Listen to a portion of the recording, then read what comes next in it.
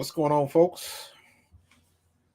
Good morning, good evening. Not good morning, good evening.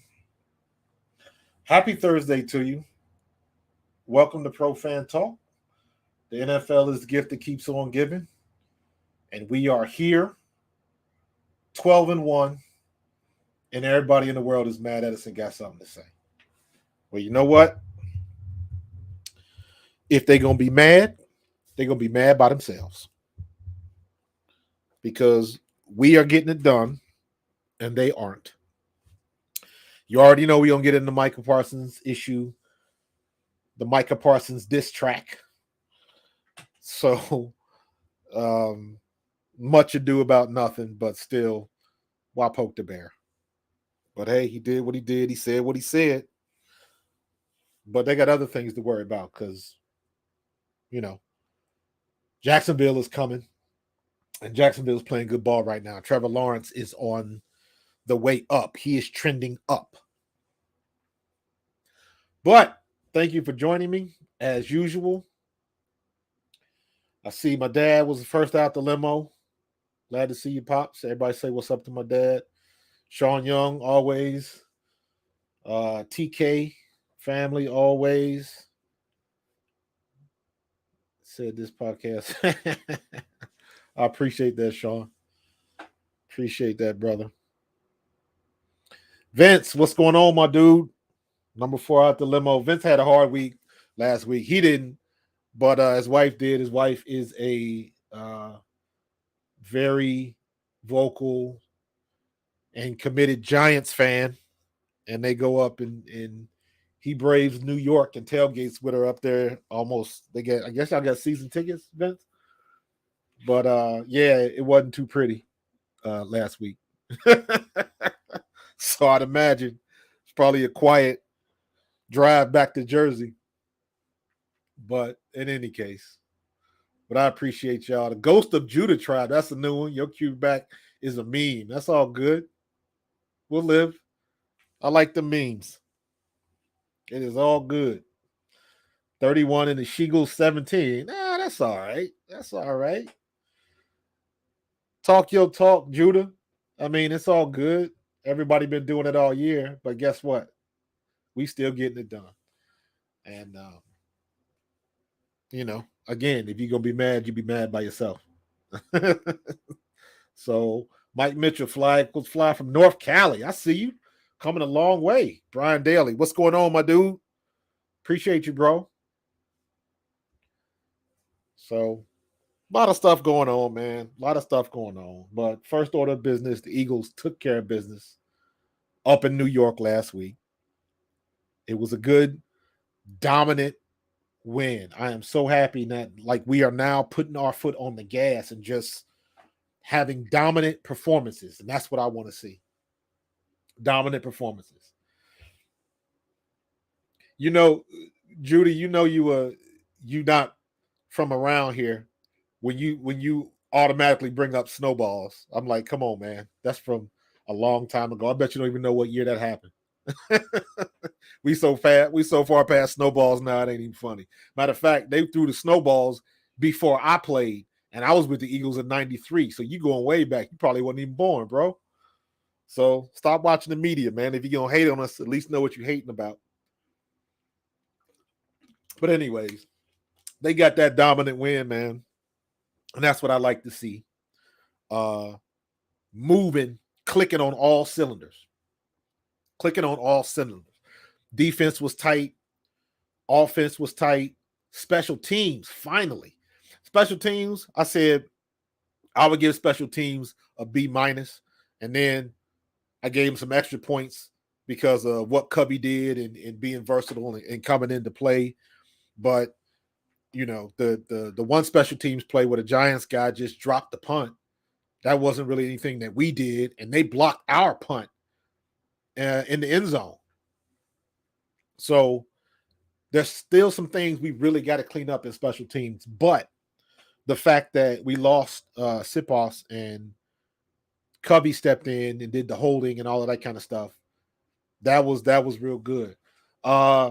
Justin Fields may go 200. I doubt it. We've held the number one rusher in the league to 30 yards. So I have no doubt that Justin Fields will get his, but for the most part, I'm expecting the Eagles defense to contain him, game plan him, and do whatever you got to do, because they talked all of that stuff when Derrick Henry was coming in here, and you saw what happened with that. You get a good game plan, and you do what you do. He probably going to have a couple of big plays, but as long as he doesn't have big scoring plays, we can live with that. Chucks, what's going on, bro? How you feeling, man? How you feeling, bro? You talking normal yet? Hope all is well with you. But we good. We good. We are in a good spot. I don't know if anybody caught me on, in case you don't know, every Thursday morning at 7:30 a.m. Eastern time, I am on a show with my buddy Joe Silva called Morning Coffee on RVN Television. I'm on there live for about 20, 30 minutes. We're just talking about the birds. I'm on and I'm off. So if you can, check me out every Thursday morning. If you get up early and want something to listen to, put it on your phone, stream it, whatever you got to do. But this morning I was saying, especially with all the talk and everything that happened with Micah Parsons' comments and stuff like that, when you have a quarterback with the personality like Jalen Hurts, he's steering the ship. So outside noise doesn't bother us. Doesn't bother us. We do what we got to do, and we keep it moving.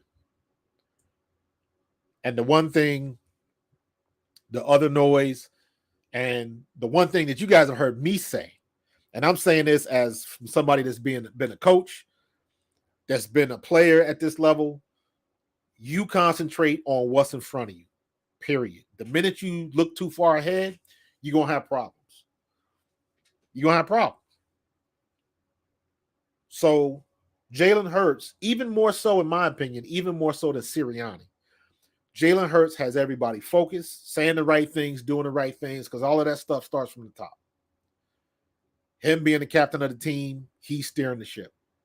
So everybody kind of feeds off of his personality, his temper, and everything. We have an excellent mix of personalities on that team. We got some people that are very talkative, a la Brandon Graham, Slay, Gardner Johnson. We got some talkers now. Kaiser White is a little bit of a talker. But we also got the quiet types, guys that don't really say much. You know what I mean? Bradbury doesn't really say much. TJ Edwards doesn't really say much. Marcus Epps doesn't really say much. You know, DeVonta Smith doesn't do too much yapping. You know, Kelsey and Mailata, they don't. Lane Johnson. I mean, linemen don't really talk too much anyways, but we've got a good mix, because sometimes you need that boisterous and that smack talking, and sometimes you need that quiet enthusiasm, that look, that just, you know, that grown veteran look that lets you know, like, hey, time for the shut down the nonsense and get down to business. When I was playing, Seth Joyner would give you that look. Byron Evans was more, he was kind of a lighthearted dude, but B&E could give you that look. Andre Waters, we were just scared of. You know what I'm saying? We had guys that would keep that temperature in order, and you knew when you could, you know, want to be jokey and stuff like that. But you had the guys, you had the leaders on the team that would curtail that in a minute. So it's all good.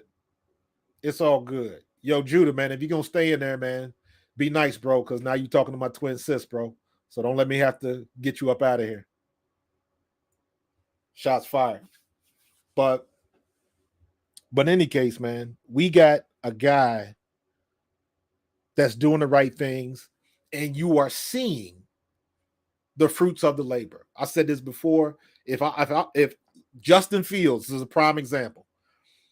If I was Justin Fields as soon as the Chicago Bears season was over, I would be on the phone with Jalen Hurts and like, yo, where did you work out? Who did you work out with? I need what you got. Because Justin Fields looks exactly like Hurts did last year. He's trending in the same direction. Anytime Justin Fields throws the ball more than 25 or so times a game, he gets into trouble. He's thrown interceptions 8 out of 13 games. When you keep him under 25 attempts a game, he's not going to have big gaudy numbers because he's just not there yet. He's not developed as a passer yet. Very similar to how Hurts was last year. When they finally decided to run the ball, they waited 5 games to do it. But when they finally decided to run the ball, that's when things started happening. And you let him be an athlete, and things come a little bit more natural. Justin Fields is trending in the same direction. When they finally started letting him use his legs, and like he's going to be a pretty decent drop back quarterback, but he's just not ready yet. So when you're not ready in a situation like that, what do? You go back to what's natural with you. You do what can get you out of trouble. And slowly but surely, his passing will get better and better and better. That's just what quarterbacks do. And I don't know what it is. I mean, I take that back. I do know what it is. In this era, in this climate of social media and all of this kind of stuff, you've got a situation where people expect a quick learning curve. A quick learning curve. John, what's going on, dude? Good to see you, brother. I appreciate you. But these quarterbacks coming out now, everybody wants them to be instant. You're not going to find too many guys that come in and just start doing it like Joe Burrow or Justin Herbert. Those are unicorns. It doesn't happen all the time. You go back, you look at the history at all of the top quarterbacks picked or top picks at any position. The only position where, in my opinion, a lot of times guys come in and they have an immediate impact. Usually it's somebody like a big defensive lineman or a wide receiver. Because I don't care what size you are, if you fast, you fast. Randy Moss came in and immediately made an impact. So a much smaller measure, but when Jordan Davis finally started getting snaps, he made an immediate impact. And let me be honest with you, based on what I'm seeing now, if Nakobe Dean would have been starting, he would have had an immediate impact. And the more I see him, the more I like him. The flip side of that is you get guys that slip through the cracks. You got to go all the way to look at San Francisco. Mr. Irrelevant, Brock Purdy. You look at imagine all of the people that swear that they're smarter than us and they do the homework and all of this and all of that.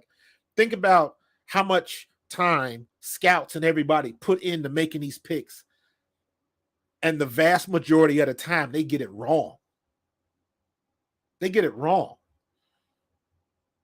How many picks can you think of that just didn't pan out? They weren't what you thought they were, and they were busts and all of that kind of stuff, man. It's like that is a difficult thing to predict. And most of the time, people are getting it wrong. What's up, Chris? I see you, homie. See you, my G. This is my grandson, Chris. Say what's up. But most of the time, people get it wrong. They don't get that right. So to be able to, props to Howie again. And let's keep it a buck. Howie didn't think that Jalen Hurts was going to be this good. Nobody did. Nobody did. And here's one thing that nobody's really talked about. At least I haven't heard it. There's a strong possibility that Jalen Hurts, he's going to hit a high. He's going to hit a ceiling this year, and he might regress a little bit next year. Not because of his ability, but what's going to happen if Steichen takes another job, if he gets a head coaching offer somewhere and somebody pulls him. He's out of here. Is the offense going to stay the same? Probably not. Somebody else is going to come in. They're going to bring their whole scheme in. So now we're at Jalen Hurts having to learn a whole nother setup again. The drop-off is not going to be as bad because now he's got his weapons. And you know what? Here's where it gets a little unfair. And I'm going to go back a little bit to last year. For as bad as Jalen Hurts was throwing the ball, he was inaccurate and he wasn't on time. I never bought that he didn't have arm strength and all of that kind of stuff. I always thought his arm was fine. Long ball is overrated. But the accuracy was on point. Delivering the ball on time was on point. Being able to effectively read defensive coverages in a timely fashion so you can get rid of the ball and stuff like that, all of those criticisms were on point. So the drop-off won't be as bad. And we're lucky we got to a situation where he had time to grow and he showed you enough progress to say that guy's worth giving him a little bit longer to see what happens. But you think about all of these number one draft picks. What does a draft pick have to show you out of the gate that would make you say he's going to be the guy? Because the things that you want to see, at some point in time, everybody's going to do it. Zach Wilson is going to throw a long ball and everybody's going to go crazy. But he's in a situation that he's in. Yet and still, on draft day, all them people, Joe Douglas with the Jets, who used to work for the Eagles, did all of that homework, and they sat around the round table and they came to a consensus and said, this is the guy that we want. If he's available, we're going to get him. Not knowing all of the other kind of stuff. So you just never know. And that's the big thing. I'm going through all of this because at the end of the day, you never know. You never know what you're going to get. You never know if you're going to get Jalen Hurts. You never know if you're going to get Ryan Leaf. You never know if you're going to get Mariota or Tua. Name anybody else. You never know if you're going to get Dak. Mahomes. Mahomes had criticisms coming out of college too.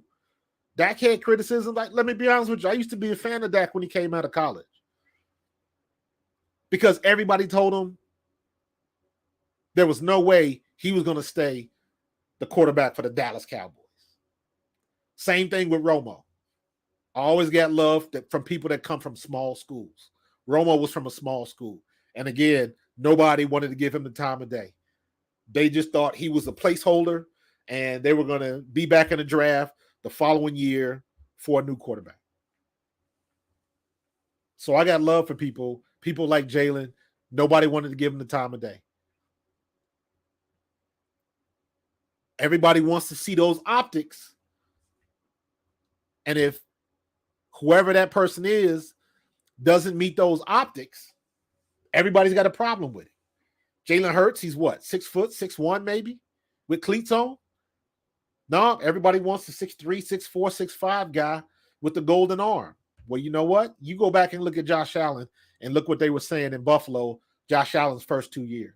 They were saying Josh Allen couldn't hit a mirror in the bathroom. And they was thinking they made the wrong decision. But if the switch, he finally hit that switch his third year, middle of his third year, and things started progressing. And it's like, how come some people get the leash and some people don't? You look at what Baker Mayfield was. Is Baker Mayfield that good? I don't know. He was good enough to be a top pick. He was good enough to take Cleveland to the playoffs. So he must be good for something. And then something in the middle happened. He kind of screwed himself trying to play hurt, trying to do the right thing and soldier through it when you should have, maybe said you had the injury earlier. And maybe OBJ will still be in Cleveland. Then you look at somebody like going in the whole opposite direction. Look at Kyler. All of that stuff that Kyler Murray went through. I'm happy he got his money. What happened to Kyler Murray is why these players want that money as soon as they can get it. You look at Kyler Murray, then you look at Lamar Jackson. And you shaking your head at both of them, but at least Kyler got paid. Lamar's he might have a problem. So, having said all of that, we don't have that issue with our quarterback. So, whether or not you want to call him a system quarterback or if he's just that good, at the end of the day, it don't really matter. If this is what a system quarterback does, I will take a system quarterback every day, all day. If a system quarterback is going to get you to 12-1, I'll take a system quarterback every day and all day. The problem is everybody listens to so much of the media heads and all of that, what they saying on ESPN and First Take and all of that nonsense. And at the end of the day, it don't really matter. It don't really matter. What's up, Frank?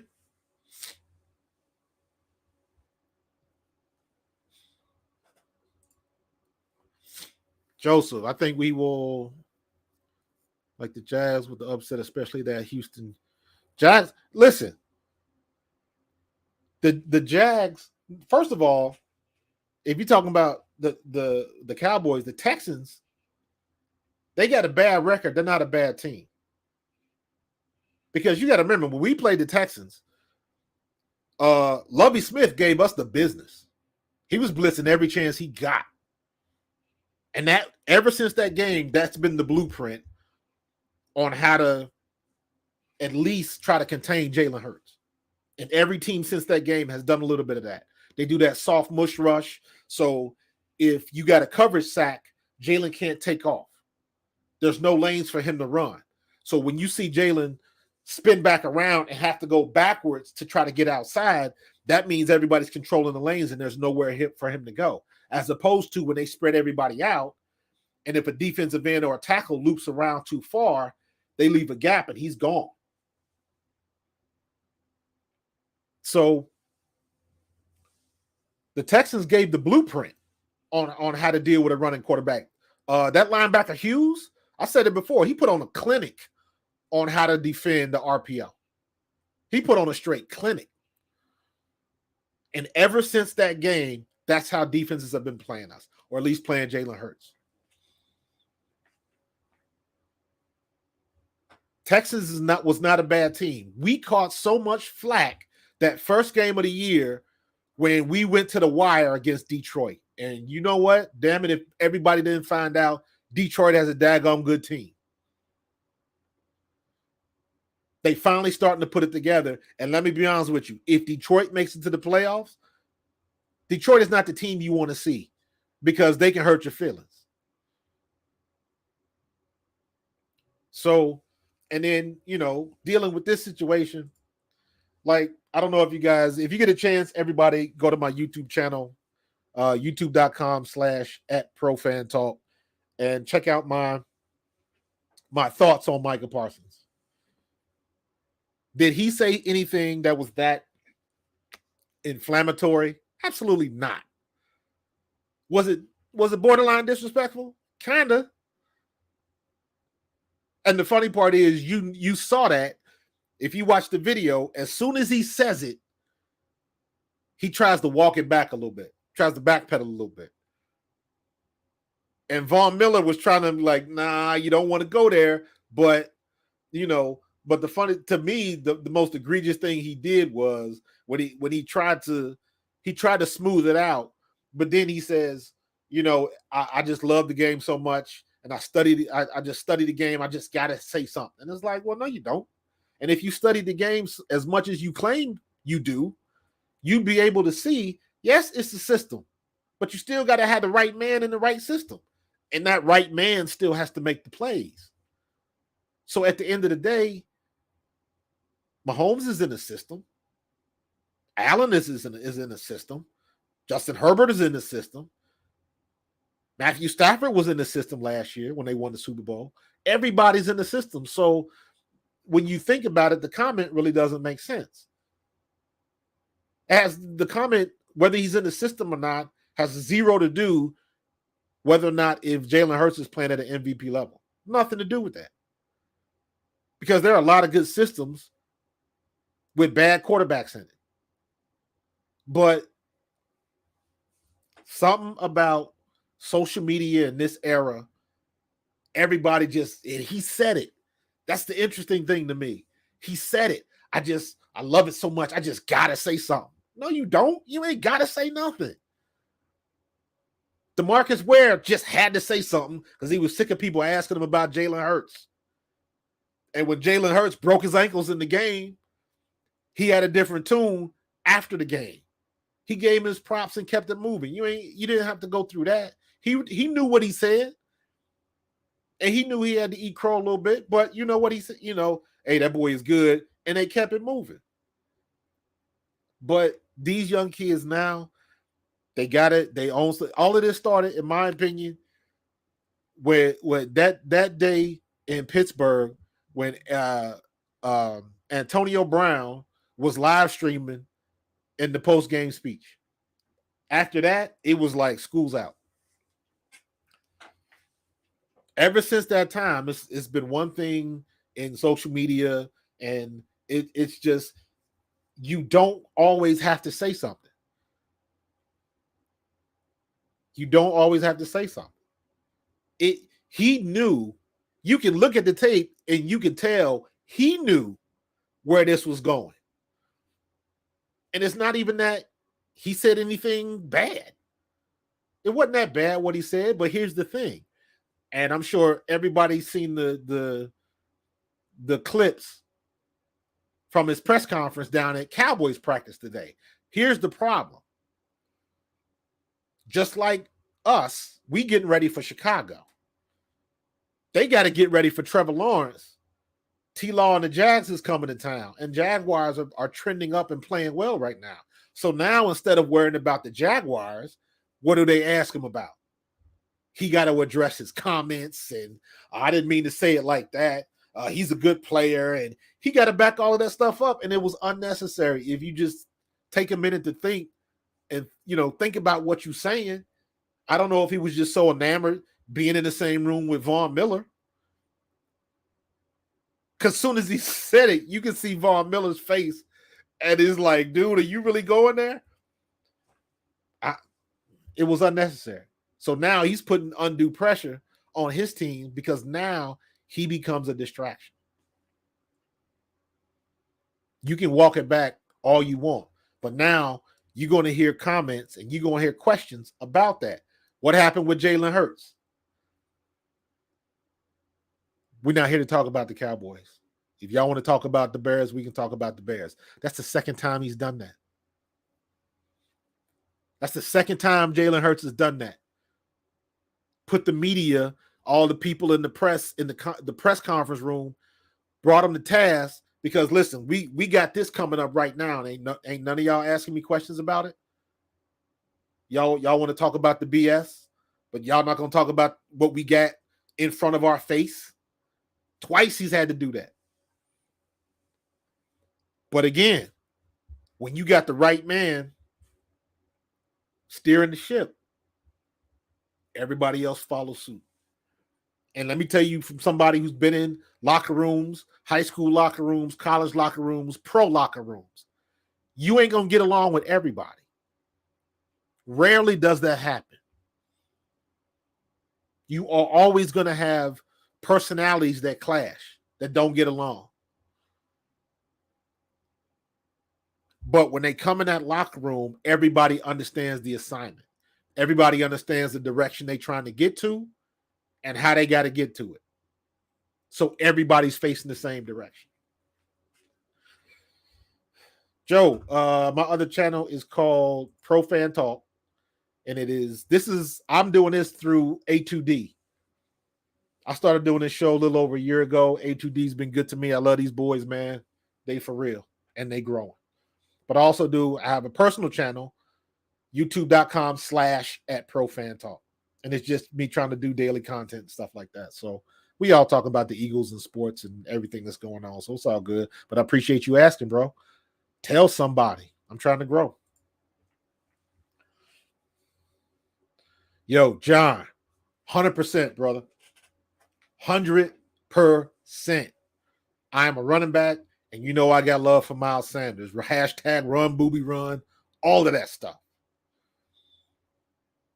All of that stuff. When all y'all was talking about you didn't like Miles Sanders, you wanted to draft something else, and it's like, no. That dude is a number one runner. When you use him like a number one back, he has produced every time.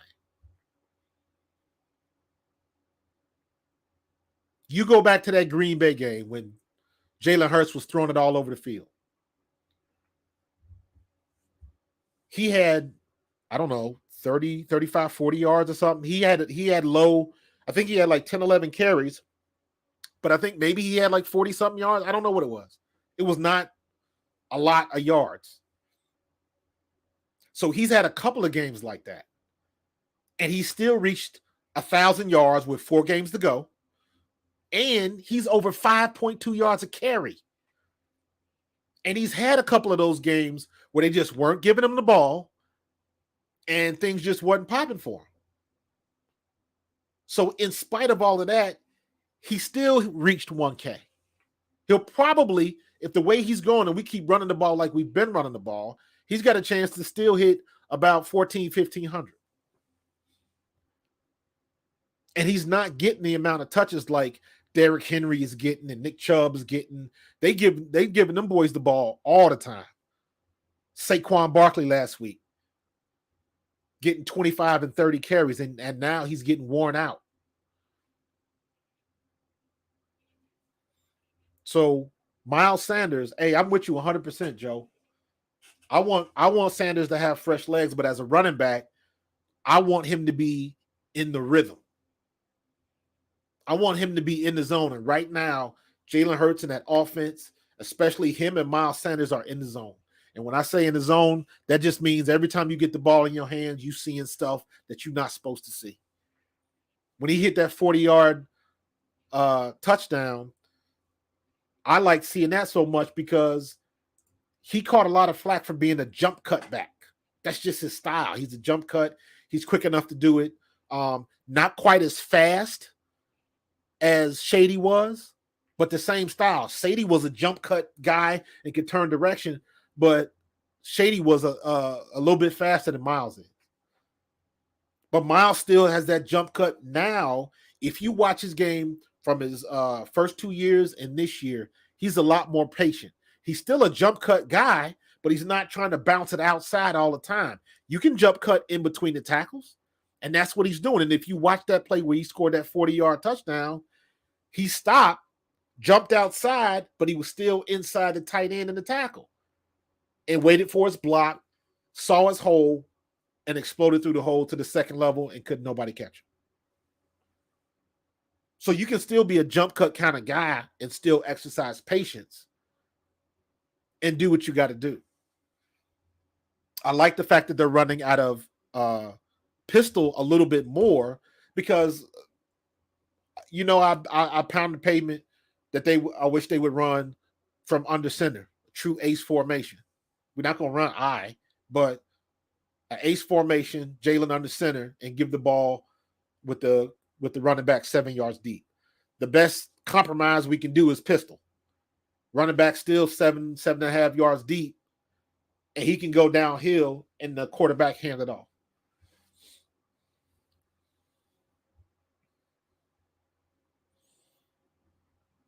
So it is what it is. But we're exercising patience and we're trending in the right direction, and we still are not close to our ceiling. That's the good part. We're still not close to our ceiling yet. We're still having too many penalties. We still haven't quite gotten our special teams cleaned up yet. Jalen Hurts is still throwing balls in the dirt every now and then. He threw 2 passes ankle high against the Giants. And both times, I believe they were both to DeVonta, and both times DeVonta was open. Doesn't happen often, but it happens. So there's a lot of little things that we can still improve on. And the good thing about that is that means we're still on the way up. Still on the way up. Disagree because I think Jalen had a monster game in the ground this week. I don't disagree with you, Mike. I just don't know where it's going to go because the Chicago defense is decimated. We got Robert Quinn. Then they traded away Roquan Smith. And then they got a ton of injuries on defense. They are decimated. They are Swiss cheese. And I'm not saying that to disrespect Chicago's defense. I'm saying that because they got a lot of second teamers and a lot of injuries going on right now, and they're just not a good defense. So I don't know how it's going to work. I know if we want to pound them on the ground, we could do that. If we want to throw on them, we can do that. So I'm thinking it might be a balanced game, and I fully expect us to have, 400 plus on them. That's what I'm expecting. I think Justin Fields is going to have a couple of big plays, but Justin Fields can't do it all on his own. He got to be able to throw to somebody. And I don't see their wide receivers. I'll take our secondary over their wide receivers. There's nobody in their wide receiver core that scares me. Justin Fields is the only threat that you got to worry about because if he gets outside on you, Justin Fields is fast. And he can accelerate and take off on you. John, Dallas Goedert coming back is going to be good. I actually think I would rather see him stay out another week and let Calcaterra and Stoll keep getting some snaps because I like Calcaterra and I like Stoll and I like Tyree Jackson. That's one guy that if they ever figure out what to do with that kid, man, he's playing tight end, but that's like he's a wide receiver. He's built like a wide receiver, and he's as fast as a wide receiver. So I say put that kid in the slot or on X or Z or something like that, and every time you throw him the ball, you tell him to go up and dunk with two hands. Because ain't nobody going out at 6'7". Ain't nobody going to out jump him. Players like that, I don't care what level you at. When you have players like that, you find a way to use them. You tell him, I'm going to do this with you. I'm going to do this. You got one job. You got one job. Every time I throw you the ball, you going up high. Nobody's going to stop him. But having said all of that, I'm excited to see Dallas. I would say give them the extra week because I think Calcaterra and Stoll can handle what's going on in Chicago. I think we should have no problem handling them. So give them that extra week. Give Kaiser White that extra week because I honestly want to see more Nakobe Dean. The more I see him, the more I like him. Every time that kid gets in, he's making plays. He's making an impact. He's letting you know he is on the field. That's why I think next year, I don't think they're going to re-sign Kaiser White. I wish they would because Kaiser White has been balling. But Nakobe Dean looks like he is ready to go. So we're in a good spot, man. We're in a good spot. Sean, what'd you say? The one good hit on Justin and he'll think less of running. Listen, them days are gone, Sean.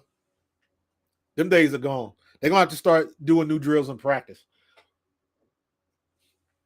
I think what's going to happen is defensive backs, y'all going to have to start wrapping up your wrists like boxers do. Because when you go in on a quarterback, instead of tackling them, you're just going to have to give them a hard shove to the ground and wrap your wrist so you don't mess up your wrist or your hand, break your hand or something like that. Because it seems like you can't tackle no more. Anything you do, if it's a hard hit, that I saw the hit last week, the Jets. I don't know who it was. They hit Mike White, and they folded that dude in half. He hit him waist high, came in full speed, and just folded him. He went back. He looked like a cartoon character that got punched in the stomach. He looked like Looney Tunes, where he flew back, his hands flew out. Like it folded him in half, and it hurt. And that's how, if you want to get a good stick on a quarterback, that's how you're going to have to do it. You're either going to have to go low, or you're just going to have to shove the hell out of him and get him off the ground. Vince, he got broken ribs? That was confirmed? I saw that hit, and I was like, woof. So I don't know, and I know I saw a thing about Troy Vincent, and they're going to reevaluate hits on the quarterback in the offseason. So it looks like where they're trying to go to is the New York office will be able to review unnecessary roughness or unsportsmanlike conduct, and they'll be able to kick players out of the game. So it's going to end up, all of these players are going to they're going to end up getting reviewed from New York, not the staff on site. It's going to go to New York. New York's going to watch the tape, and they're going to make the decision. And it's going to suck for some teams.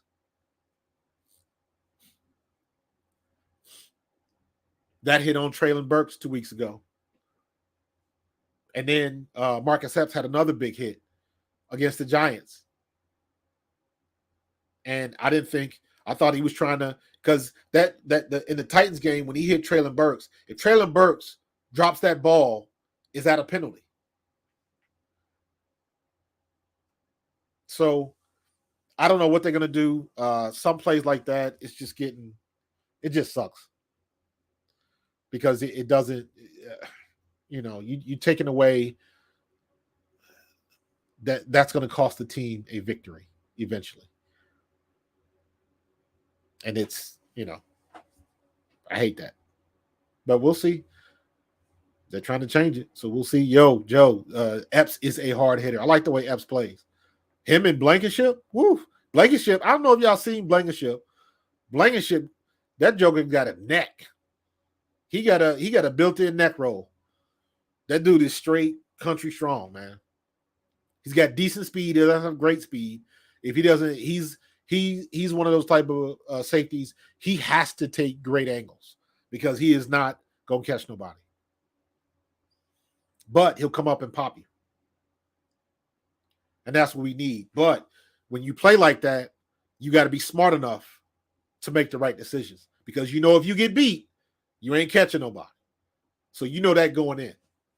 But I like the way Reed Blankenship is playing. He's shown that he's ready to play. Ryan Swope, what's going on, bro? But it is good stuff, man. I'm loving it, man. I know I'm supposed to hold on for a second. Where is my what happened to it? Fan talk comments. I don't know. We have the I was trying to find the I had it written down and now I don't. It was the Fan Up. Because I always do First Out the Limo, sponsored by Fan Up. And I forgot the rest of the read, but just know it's Fan Up. I'm trying to look for it. I can't find it. I should have just printed it out. But in any case, I'm going to leave the sponsor up there and go from there. But in any case, who's playing tonight? We got the 49ers and who? Who's on Thursday night tonight? Seahawks. 49ers and the Seahawks. Yes. That should be a good game.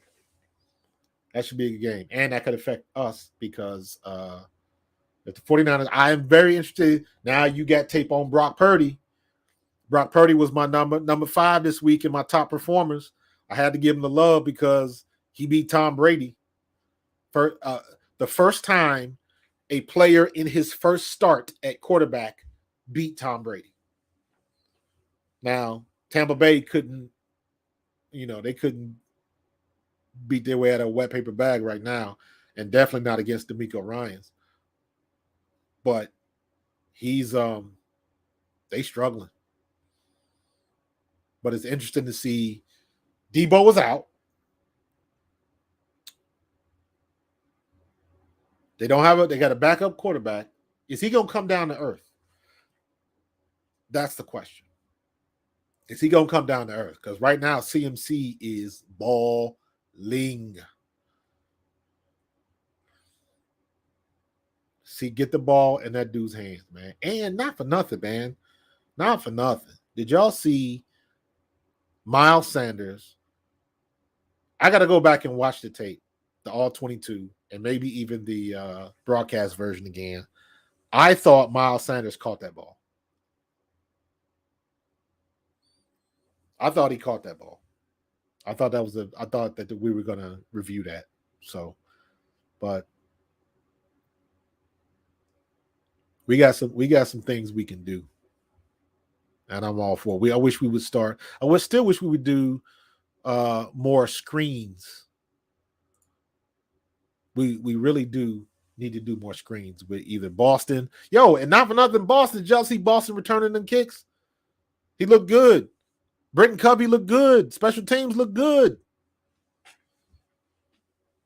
Props to Brenton Covey, because when Sipos went down, he stepped up, being the holder. That is huge.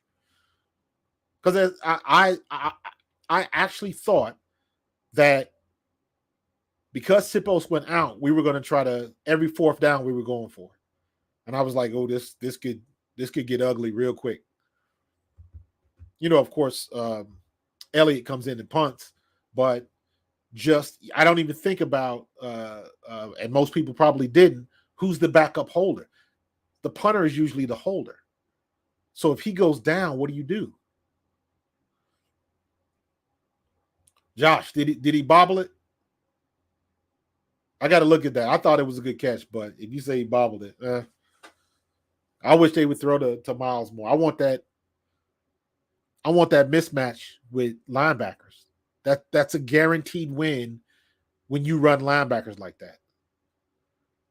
Linebackers cannot cover running backs, with the exception of a few. So take advantage of that matchup. But yeah, Covey is looking like a real punt returner right now. And just, you know what? He earned his spot by being able to be a backup holder on a moment's notice. That is extremely hard to do. Extremely hard to do. So props for him. Props to him for making that happen. Because that is no joke. That is no joke. So we just got to worry about this dude on Sunday. And he's not going to out-throw you. He's not going to beat you in the air. He's going to, again, he looks just like Hurts did last year. He might get you, on a good day, he's going to get you between 150 and 200. If he goes over 200, that's a good day for him. But he's going to beat you with his legs. So we got to figure out a way to slow him down. Slow him down. We figured out how to do it with Kyler, and we can figure out how to do with him. The last, who did they play last? They lost by 3 to whoever their last game was. He only ran the ball 6 times. I thought that was interesting. But one of those 6, he had like a 55-yard touchdown. So even though he didn't run the ball a lot, still got a rushing touchdown. Same thing happened with Jalen. Again, the similarities are a lot. A lot of the similarities between them two. When we went Green Bay, he didn't have a lot of yards rushing, still had a rushing touchdown. And that's the good thing about Jalen. He can beat you both ways. Justin Fields is still a running quarterback. Jalen Hurts is a dual threat. And I think in the next 2 to 3 years, Jalen Hurts will be a straight pocket passer that can always get out and run. Very similar. I see Jalen Hurts trending like Steve Young trended. Y'all go back and you look at that run. I can't remember the team. Steve Young had a run where he broke like 3-4 tackles. Steve Young could run the rock. But he was such a smart quarterback. I mean, he took Joe Montana's job. And Joe Montana is the GOAT. I know what they say about Brady, but I always say if Brady would have played when Joe Montana played, Brady wouldn't be what he is. That's not his fault, though. But Joe Montana is the GOAT. So Steve Young took his job. They gave the it was time for Joe to move on to get out of San Francisco. And they had drafted Steve Young. Or no, they didn't draft him because Steve Young was in the USFL. But they signed him, and he was just sitting back there waiting. And Joe saw it coming. That's when he went to Kansas City. So Jalen is trending like Steve Young did. Steve Young could run the ball, but he was a smart quarterback. Jalen has that same type of intelligence. And now he's got DeVonta Smith. Now he's got A.J. Brown. Now he's got Dallas Goedert. We got weapons around him. And we don't talk enough about Quez Watkins and Pascal. Particularly Watkins. Watkins doesn't get too many targets. He just gets in there and goes deep, catches touchdowns.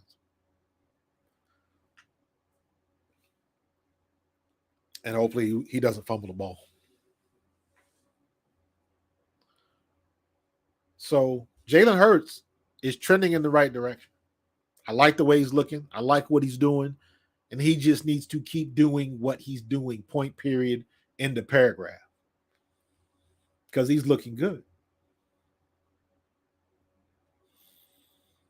So this week, I'm hoping our defense, I don't know, I haven't heard anything about Jordan Davis. And that could be a good thing. No news is good news. But I still want to see Jordan Davis, Linval Joseph, and Ndamukong Suh in the 50 front, on the field, all at the same time. I want to see Hasson Reddick, Joseph, Davis, Suh, Brandon Graham, or Josh Sweat on the other side. That's what I want to see as our front five. Running a 50 front. And they would wreak havoc. TJ Edwards is playing out of his mind and can cover. He has been coming up and laying hats. So he could back that up.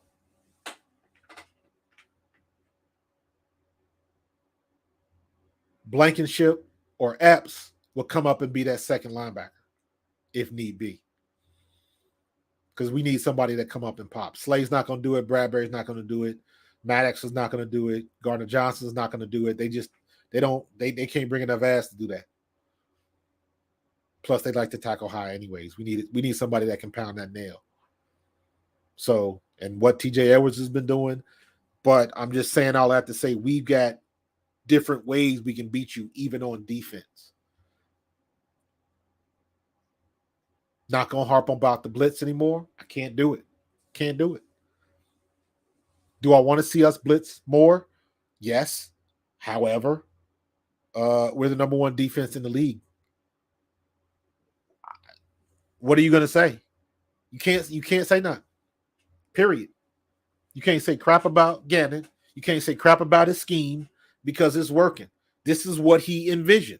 The bend but don't break and just don't give up big plays. Keep everything in front of you. Sometimes it's frustrating.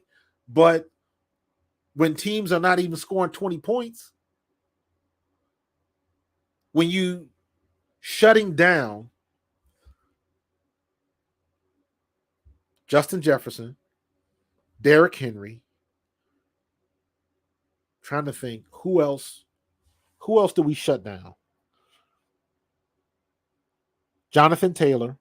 He had what, 60 when we played the Colts? Kyler Murray didn't do anything against us. Like, I'm trying to think of who were the marquee players where everybody thought the first one obviously was Justin Jefferson, because Justin Jefferson is a beast and we shut him down. Justin Jefferson had 46 receiving yards against us. That was no fluke. Henry had 34 yards against us. Was outrushed by his quarterback with 3 carries for 38 yards or something like that. So we shut down King Henry. We contained Taylor from the Colts. Damian Pierce gutted us. I got to look at the first Cowboys game. I'm not sure. I think the combined Pollard and Zeke, I think they had like 120, 30 on us. They both had decent games. They didn't go, neither one of collectively they eclipsed over 100. But I don't think either one of them got over 100 for the day, but still. So the Justin Fields situation is going to be another challenge. And are we going to take that top tier runner? Justin Fields is ranked 8th in the league in rushing. I know he's in the top 10. He's either 8th or 10th. I can't remember. But he is, did I write that down? He is Justin Fields. He's thrown, here's what I got for Justin Fields. He's thrown 4 interceptions in the last 3 games. He's 8 of the last 13 games. He's thrown 8. He's thrown 8 interceptions. No. He's thrown interceptions in 8 out of 13 games. Green Bay, he only rushed 6 times, but he had a 55-yard touchdown. He's only passed 25 more attempts in 3 games this year. So they've kept him under 25 passing attempts for most of the season. He's only had 3 games where he's thrown the ball more than 25 times in a game. And I don't think any of those games that they won. So the blueprint is out on how to deal with it. We just got to execute like usual. So I'm looking like 34-14 Eagles. 34-14. I think that's what I said this morning too. 34-14. So we should be able to handle our business. What? Why am I saying 34? Wait a minute. 28, 31. Yeah, 34. So if we got the 28, 4 touchdowns and 2 field goals. So yeah, that makes sense. 34-14. So I expect the defense to get a turnover, a pick specifically. A pick and a forced fumble. I don't know if we'll recover because the way Justin Fields handles the ball when he runs, we're going to cause the turnover. He's going to fumble one, and we're going to get a pick. My prediction. So let's handle our business, and let's talk about this next week and be 13-1 and keep it moving because you know what next week is. So let's handle this week, and we'll get there when we get there. All right? Sack fumble by Reddick. Okay, I see that happening. Listen, that's what Hasson Reddick, man. 3 years in a row, 10+ sacks. 3 years in a row.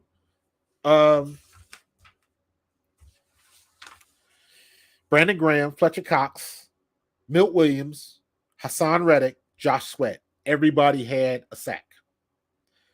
Brandon Graham had 3.